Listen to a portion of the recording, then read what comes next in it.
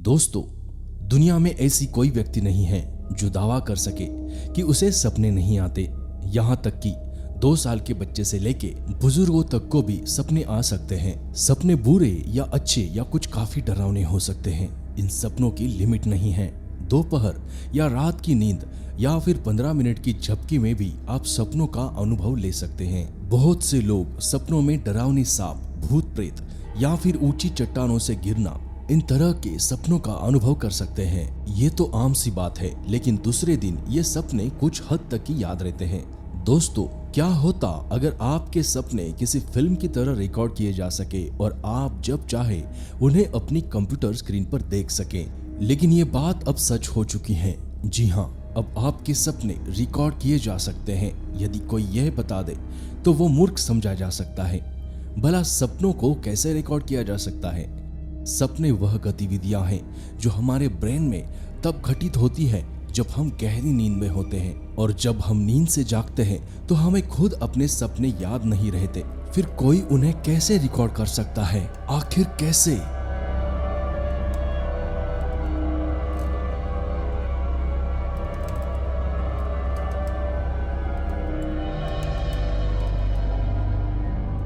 दोस्तों, अगर आप इस चैनल पे नए हैं तो रिक्वेस्ट है, इस चैनल को सब्सक्राइब कीजिए ताकि आप ऐसे नॉलेजेबल वीडियोस को मिस नहीं करेंगे। चलिए वीडियो शुरू करते हैं। जब आप सोते हैं तब REM और नॉन REM नींद में घूमते हैं। REM का मतलब रैपिड आई मूवमेंट्स है। REM नींद के दौरान आपकी आंखें कई दिशाओं में तेजी से घूमती हैं, लेकिन आपके ब्रेन को कोई दृश्य जानकारी नहीं भेजती है।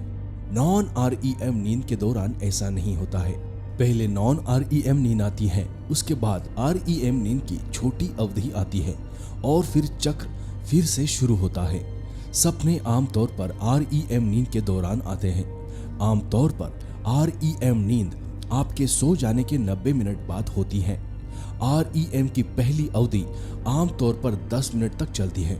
आपका प्रत्येक बाद वाला REM चरण लंबा होता जाता है और अंतिम चरण 1 घंटे तक भी चल सकता है।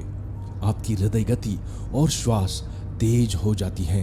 REM नींद के दौरान आपको तीव्र सपने आ सकते हैं और आपका मस्तिष्क अधिक सक्रिय हो सकता है। REM महत्वपूर्ण है क्योंकि यह ब्रेन के उन क्षेत्रों को उत्तेजित करता है जो सीखने में मदद करते हैं। दोस्तों, जापान के क्योटो में स्थित वैज्ञानिकों ने मैग्नेटिक रेजोनेंस इमेजिंग स्कैनर यानी MRI स्कैनर के माध्यम से आपके सपनों को रिकॉर्ड करने की विधि खोज ली है। जी हाँ, 2005 में शोधकर्ताओं में से एक ने एक्टिवेटेड MRI की मदद से एक जागते हुए इंसान के ब्रेन की गतिविधि निर्धारित की। एक्टिवेटेड MRI में आपके मस्तिष्क के विभिन्न हिस्सों में ब्लड सर्कुलेशन की दिशा की कल्पना करके आपके न्यूरोलॉजिकल पैटर्न को रिकॉर्ड करना होता है। सपनों को रिकॉर्ड करने के लिए उस आदमी को गहरी नींद की स्थिति में होना चाहिए।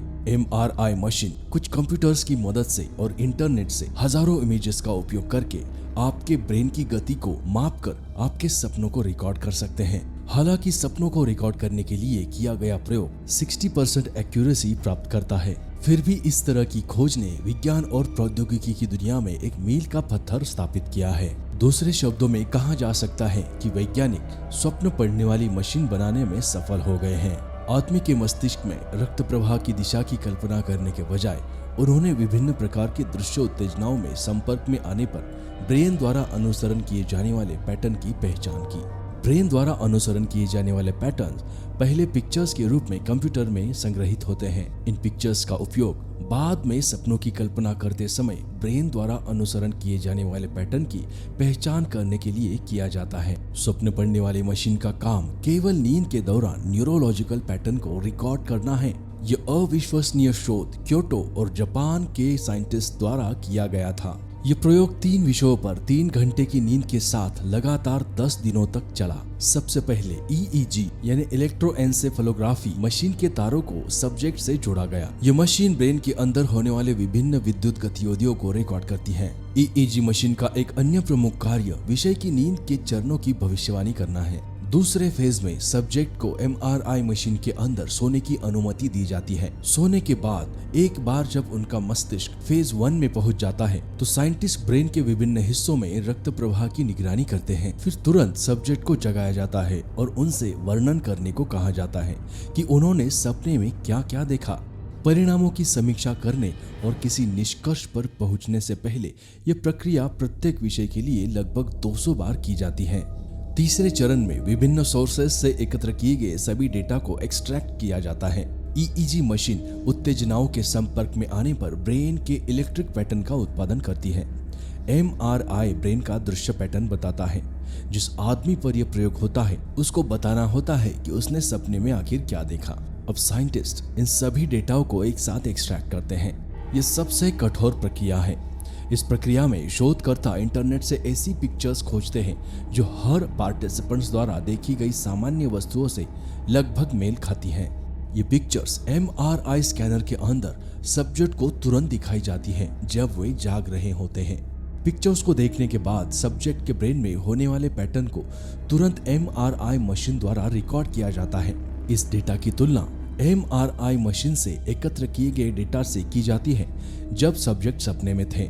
ये संपूर्ण डेटा पैकेज जिसमें सभी सामान्य रूप से पहचानी गई वस्तुएं और नींद में विषय के दौरान MRI में पाया गया पैटर्न शामिल था, इन सब को एक सीखने के एल्गोरिदम में फीड किया जाता है।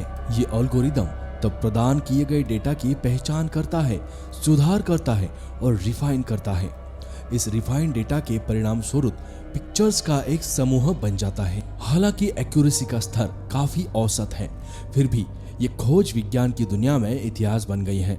एक्यूरेसी का अधिक प्रतिशत लाने के लिए साइंटिस्ट्स पूरी तरह से प्रयोग में शामिल हैं और अधिक टेक्निक्स और शोधन की उच्च दर को शामिल करने का निर्णय ले रहे हैं।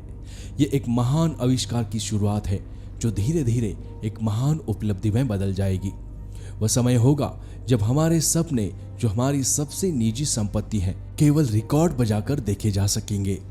दोस्तों, आशा करता हूं कि यह वीडियो आपको पसंद आई हो। कृपया करके इस चैनल को सब्सक्राइब करना ना भूलिए। मिलते हैं कमाल की बातें के नेक्स्ट एपिसोड में।